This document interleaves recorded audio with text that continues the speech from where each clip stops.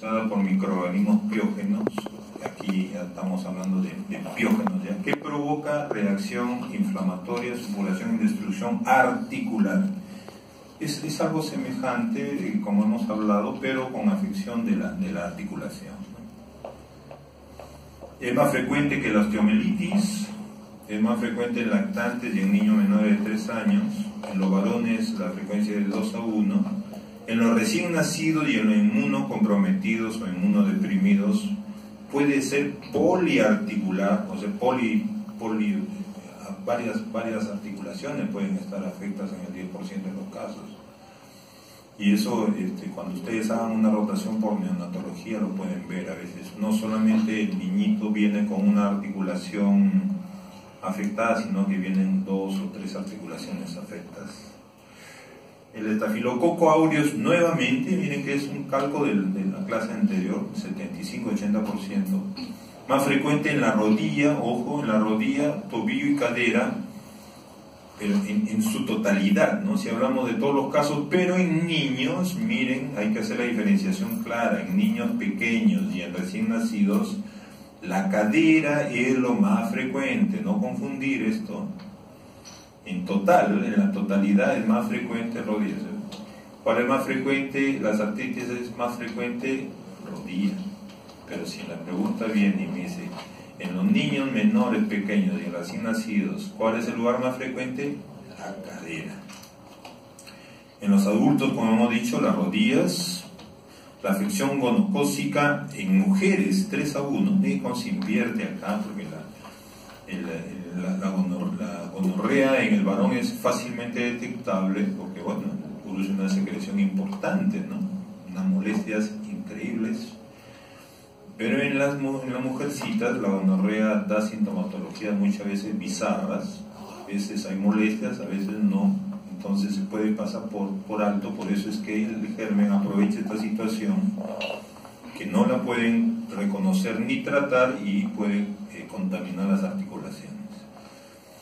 Es de buen pronóstico si el tratamiento se inicia en los primeros 3 días. Y esto hay que saberlo, porque de repente no lo han dicho, pero en la traumatología no existen muchas emergencias. En realidad, cuando vimos el algoritmo de las fracturas de pelvis, se dieron cuenta que había un montón de cosas y al final fracturas. Entonces, si ustedes ven el ABC en las emergencias, la F, que casi está al final, bueno, está al final, fracturas se ven al final, pero los problemas de traumatología son en realidad 4, máximo 5. A ver, ¿cuáles son las emergencias de traumatología? 1, el síndrome compartimental. Si no haces diagnóstico de síndrome compartimental, con toda seguridad estás en la tele, te hace famoso, ¿no? Negligencia del doctor, al final termina en amputación.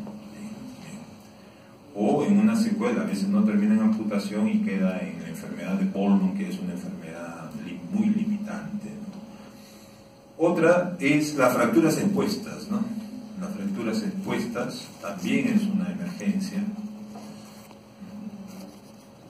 Se ve aparatosa, ¿no? Es un hueso roto y encima que hay una herida que muestra los huesos y a veces no lo muestra, pero tú asumes de que el hueso ha salido y se ha contaminado. En tercer lugar están las luxaciones de grandes articulaciones, ¿no? Esas son emergencias, ¿no? Se luxa la cadera, es una emergencia, rápido.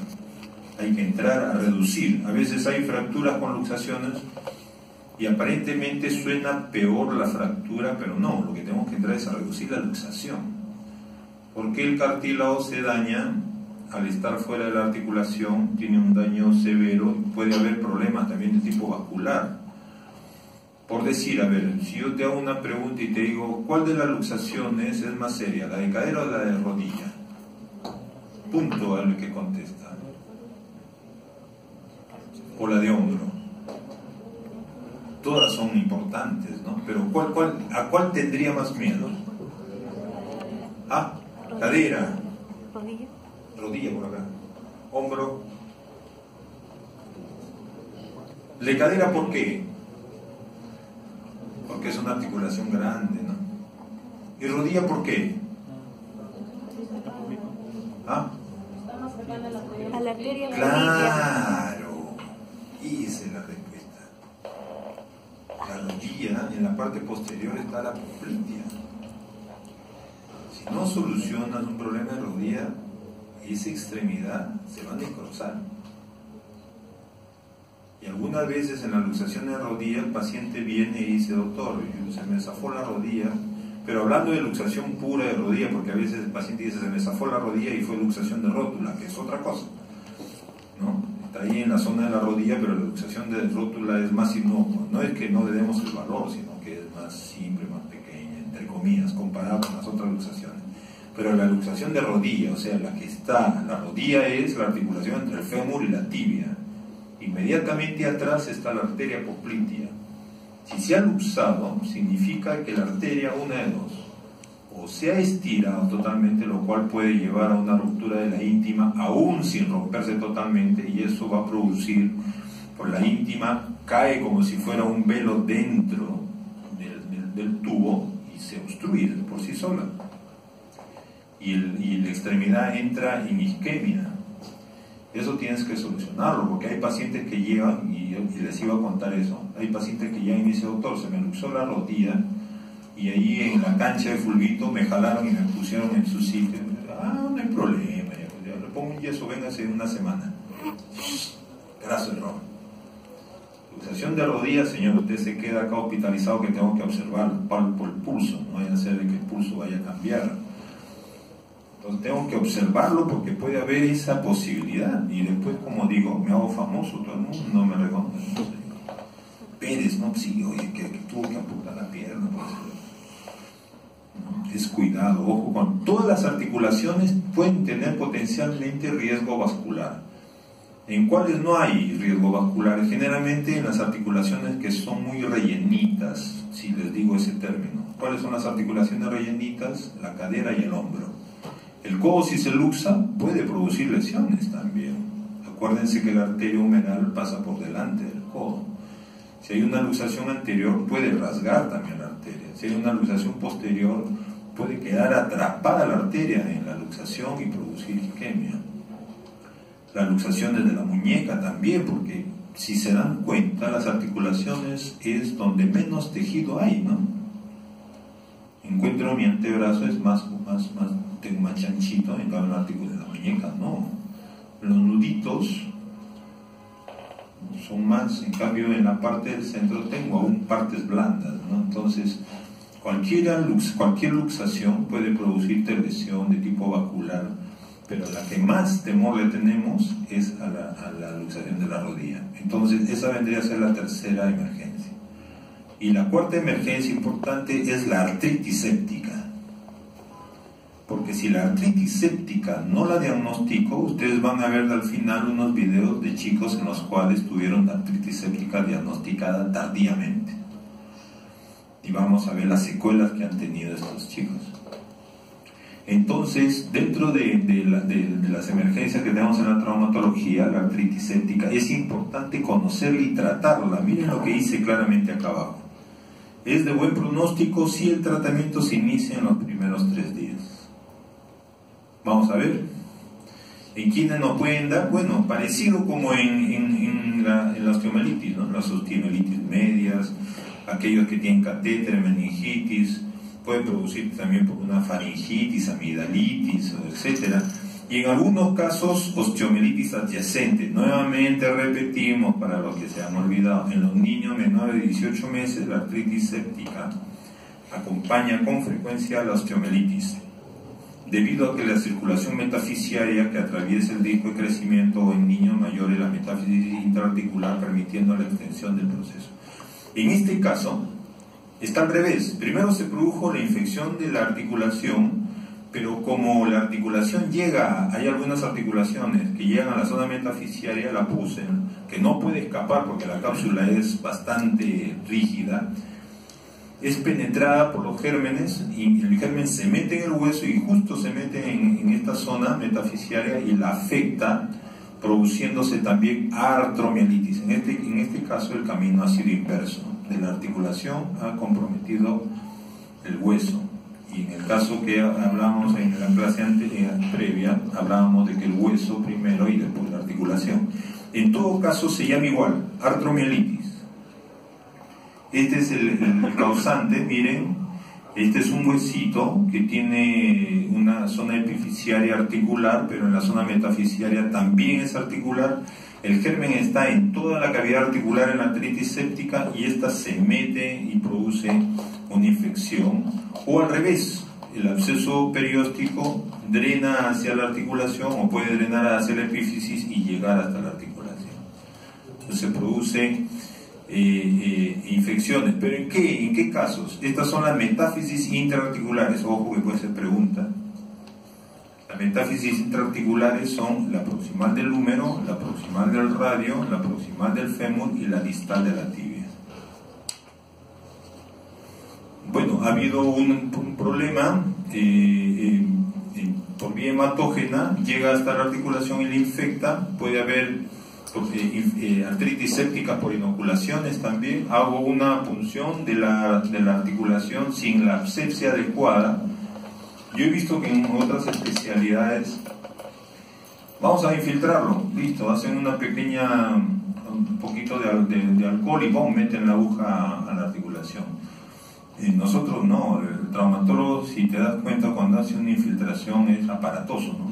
Limpia un montón, porque nosotros tratamos estas enfermedades y vemos la destrucción que se produce con el germen y lo lavamos casi como si fuera una cirugía para las infiltraciones. Para aquellos que en algún momento van a tener otra especialidad en la cual hagan infiltraciones, por favor, hacer este procedimiento muy exhaustivo, una limpieza muy minuciosa, antes de colocar cualquier cosa en la articulación, porque la podemos contaminar. También puede haber por extensiones locales una celulitis, y a veces está hinchado y decimos, no sé si hay una celulitis o una artritis, mejor lo punzo.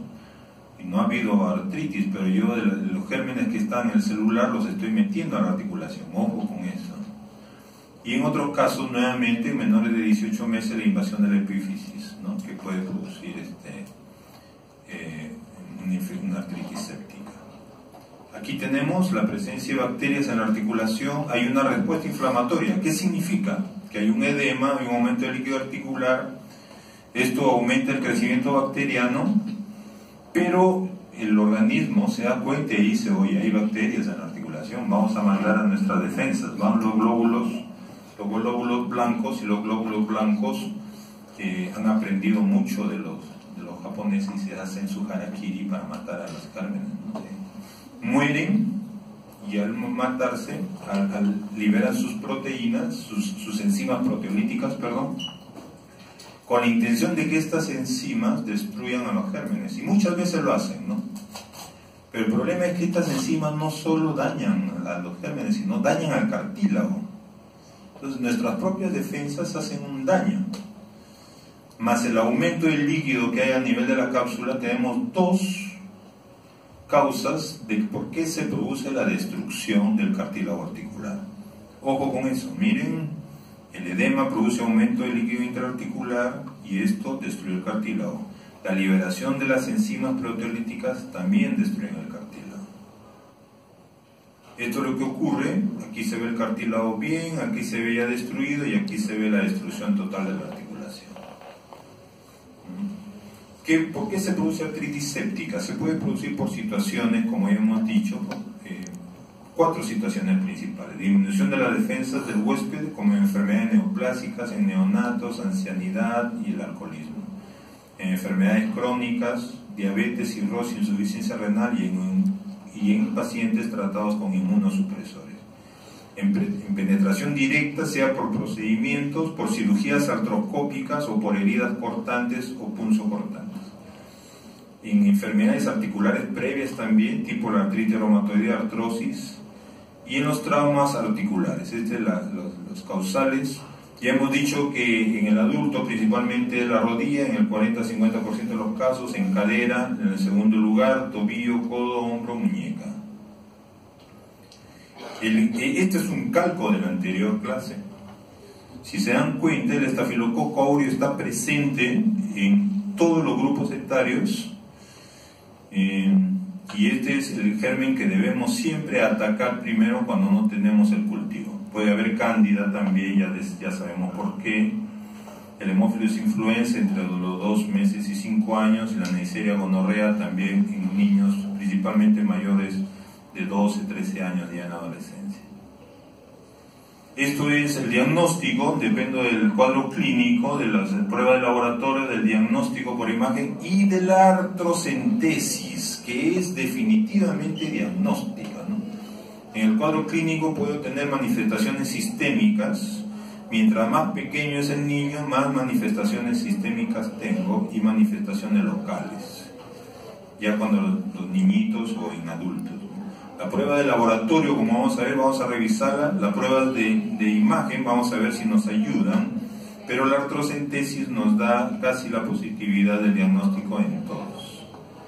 Las manifestaciones sistémicas, puede haber apatía, puede haber fiebre, calofríos, y falta de apetito, irritabilidad, principalmente en los niños pequeños.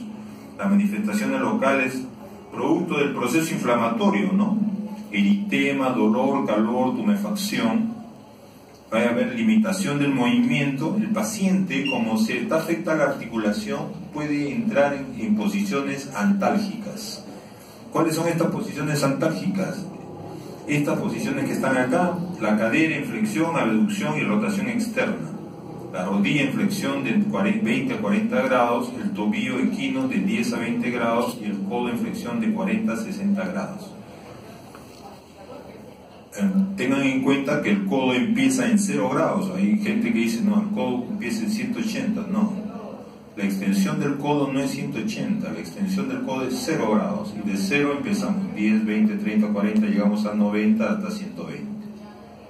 Así es la cuestión universal para hablar sobre el movimiento del codo, ¿no? La extensión es 0 grados, algunos hacen -5 cuando extienden, o sea, significa que lo tiran un poco para atrás, o -10, dependiendo de su laxitud ligamentaria.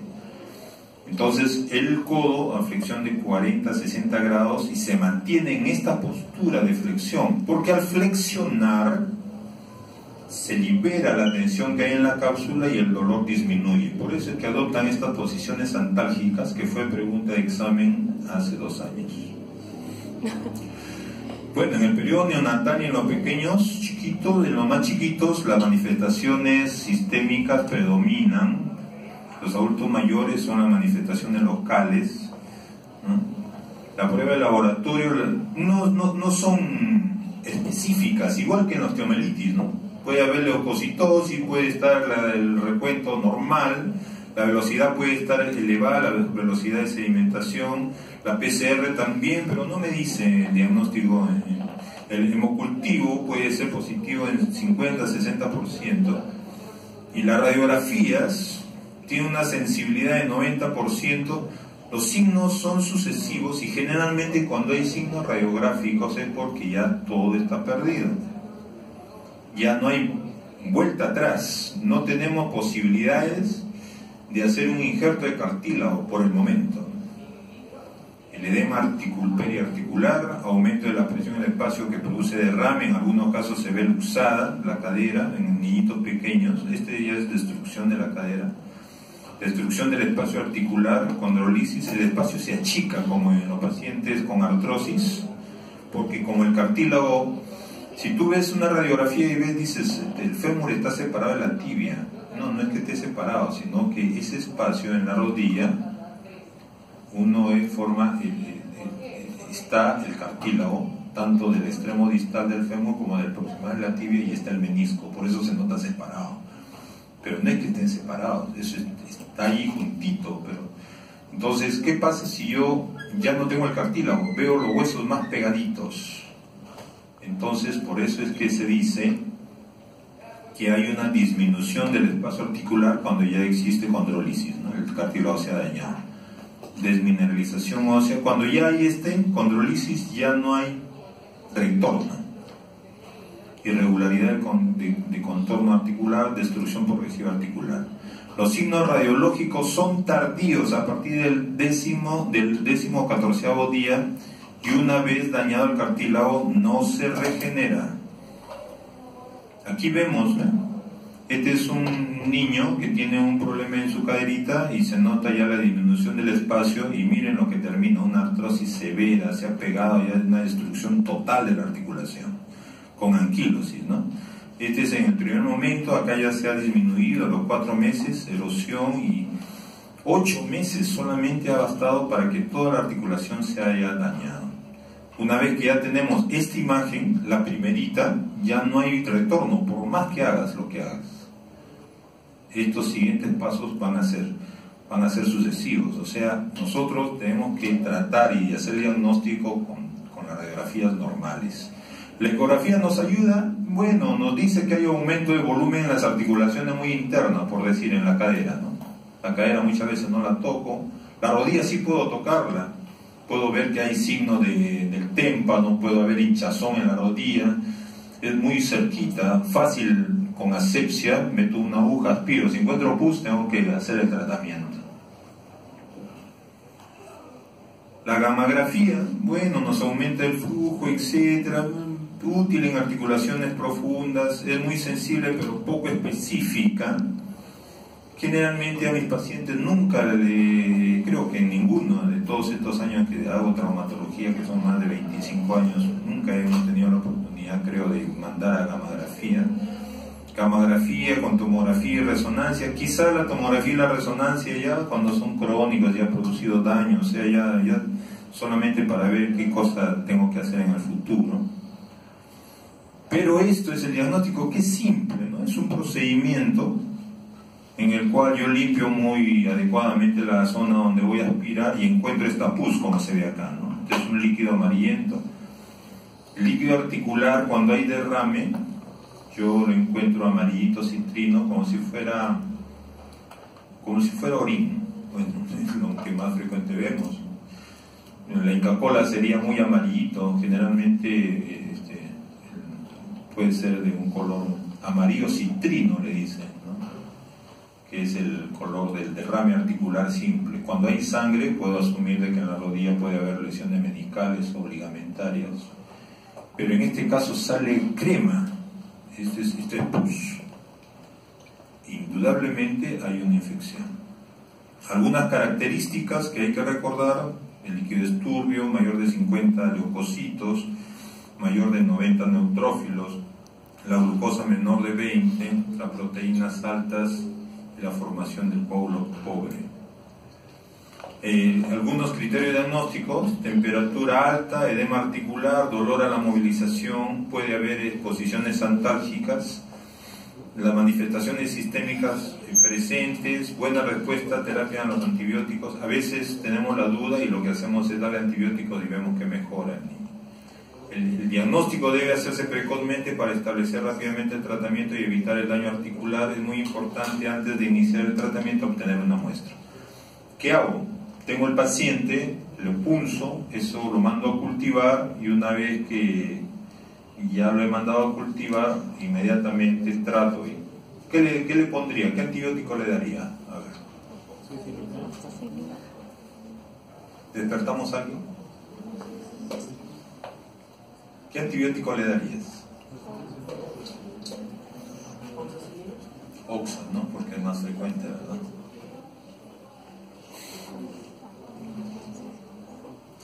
Miren lo que nos dice: tratamiento parenteral de 2 semanas, oral 4 semanas, drenaje de líquido purulento, inmovilizar la articulación con una férula enyesada y reposo del paciente de rehabilitación.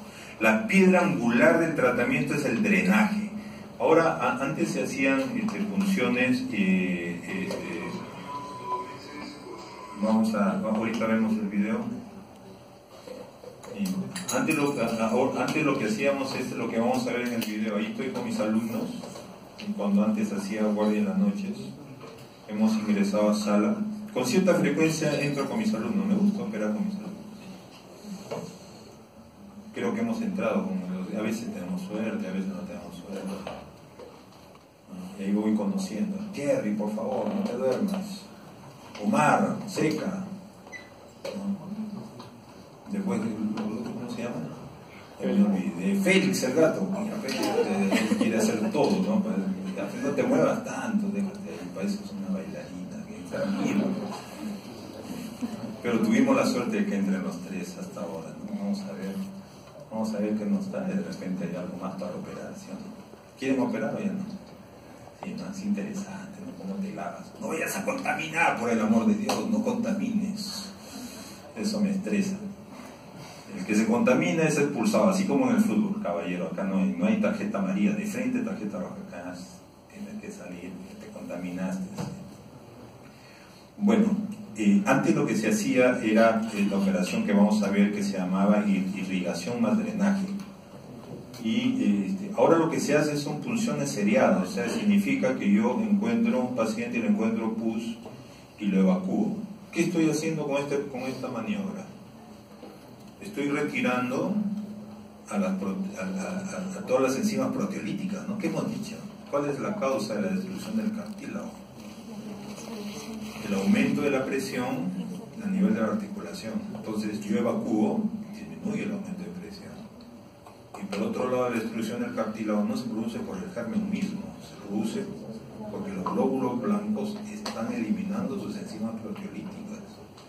Entonces yo elimino las enzimas proteolíticas. ¿Cómo las eliminan? Evacuando también, ¿no? Porque en este líquido de pus, la pus significa bacterias, glóbulos blancos muertos y enzimas proteolíticas. Entonces tengo dos posibilidades: o lo lavo o lo evacúo. Hoy día evacúo, saco 40 centímetros, mañana converso, porque generalmente estos pacientes no están en traumatología, sino están en pediatría. El pediatra viene y dice: doctor, otra vez hinchado, ya listo, vamos rápido, vamos a punzar. Y le damos de todas maneras su tratamiento antibiótico para que ya no hayan gérmenes y no tenga el cuerpo la necesidad de mandar a sus glóbulos blancos a que los maten. Entonces vamos a ver el procedimiento. Aquí estoy con unos alumnos, ¿no?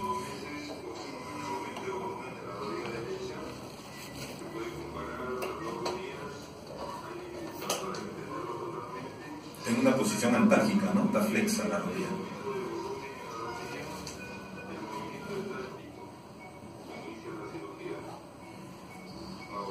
Mi dedo casi es más largo que la rodilla, ¿no? Es un bebito, ¿no? Ahí estamos cortando, un corte chico, aparentemente de 2 o 3 centímetros máximo, pero para su rodilla es gigantesco, ¿no? Estamos metiendo una jeringa sin punta, perforamos la cápsula con fuerza, ¿y qué obtenemos?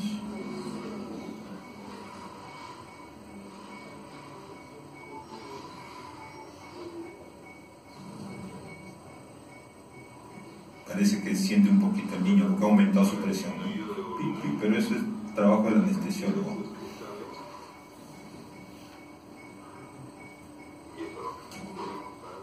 Entonces ahora estamos haciendo el procedimiento de lavado, ¿no? Lavamos para botar todas las enzimas proteolíticas y parte de la sinovia digerida, porque la pus mata la sinovia. Acuérdense que en todas las articulaciones hay sinovia y está destruida. Estamos lavando hasta que nos aburrimos.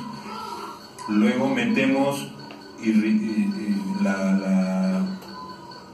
la pinza para producir el lavado, ¿no? En este caso es irrigación, o sea, significa que va a estar un tubo dentro de su rodilla lavando la articulación, goteando, y tenemos que poner un desagüe, por supuesto, un drenaje. El drenaje es siempre más ancho igual que el caño, ¿no? Encuentras tu caño es chico, pero el desagüe es más ancho.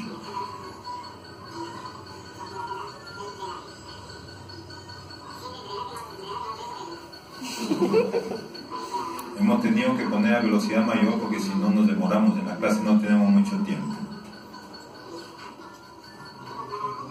Una vez que hicimos esto, hemos amarrado las suturas, los tubos, y le ponemos una férula de yeso. Esta es una férula para inmovilizarlo porque el niñito va a estar moviéndose y se va a soltar, entonces tengo que ponerle un aparatito de yeso sin apretar el vendaje, como se ve. Estamos a una mayor velocidad para que se podamos ver. Muy bien, esto es lo que se hace. Ahora se hace también punciones a repetición. Ya casi no entramos a hacer este tipo de procedimientos, lo punzamos. También ya tenemos pocas artritis, últimamente ya no he visto mucho. Estos son los diagnósticos diferenciales: sinovitis transitoria y cadera, sinovitis hemorrágica, osteomelitis, celulitis, artritis por cristales, enfermedad reumática, artritis, etc. La complicación es que la artritis séptica destruya pues a toda la articulación, lleve a artrosis, que llegue inclusive a dañar el disco de crecimiento, lo cual va a producir deformidades articulares, a que haya rigideces articulares, o sea, el grado mayor de artrosis o anquilosis de la articulación, ¿no? En la cadera puede haber luxación de la caderita, puede haber necrosis vascular, cosa magna, anquilosis. Factores de mal pronóstico: empezar el tratamiento después de 5 días, o sea, tengo que ser rápido, ¿no? Si no, de por vida vamos a tener a este pobre paciente, y no es justo que hagamos un mal diagnóstico porque no estuvimos despiertos en la clase del doctor Morales. Edad: menor de 1 año, infección de cadera y hombro, osteomielitis concomitante, compromiso mayor de 4 articulaciones, huésped inmunodeprimido, mal estado nutricional. Bien, esta es una chica de, en ese entonces, 24 años. Tenía un problema en su caderita y había estado acostada cerca de 5 años en su cama. Y esto es lo que obtuvimos. El olor era increíble, miren la pus verdosa, ¿no? Todo fea. Entonces estuvo ahí con la intención de que volverla a caminar. Tenía 5 años postrada. Su extremidad estaba aducta, o sea, la cadera aducta flexa, no se podía ni siquiera, estaba en una posición como esta.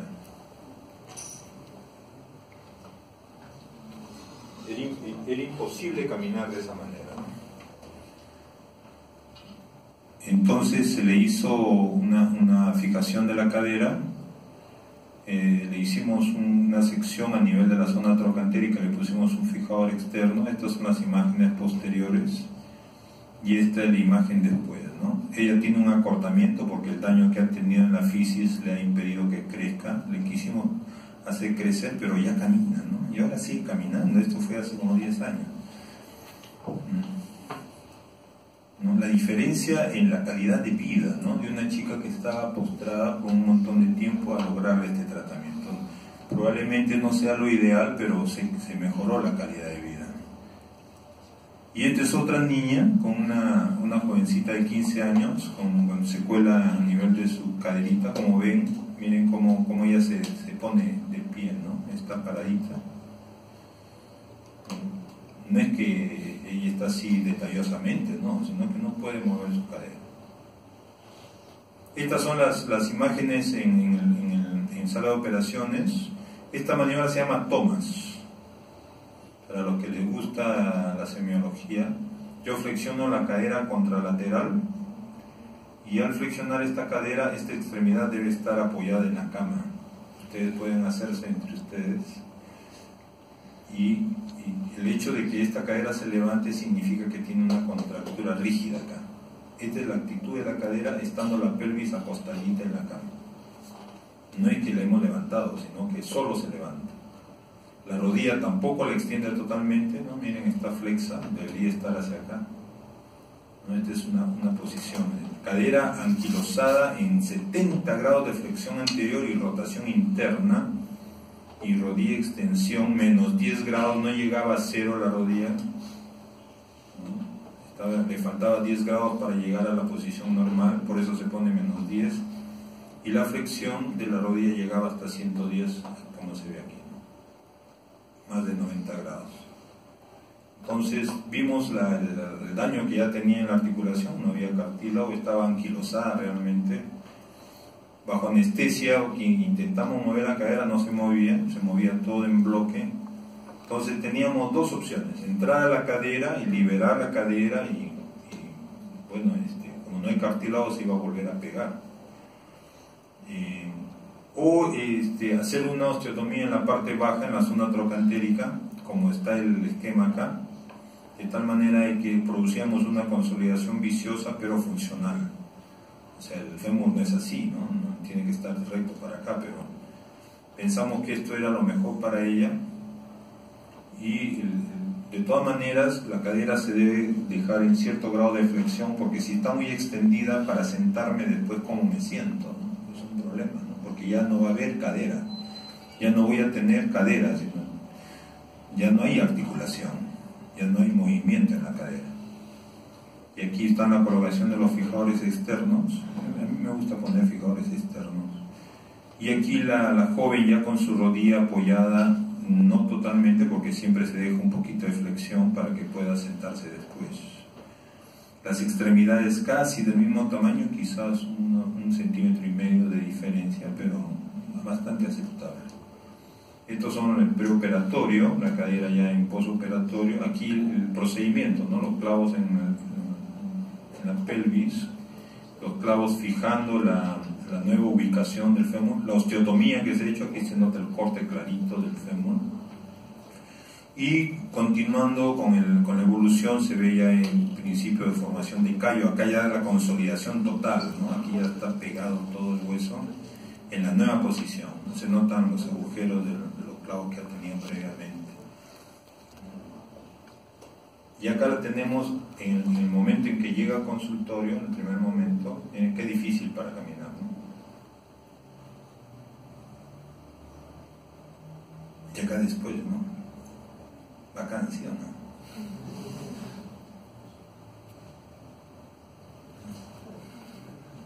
Le decimos, siéntate a ver, claro, no puede flexionar la cadera, obvio, tiene que chorrearse, ¿no? Como muchos lo hacen, ¿no? Pero ella está con su sonrisa, nos regala, está feliz. Comparado esta imagen con esta, es tremenda. Bien, ¿alguna pregunta? Eso es todo, gracias.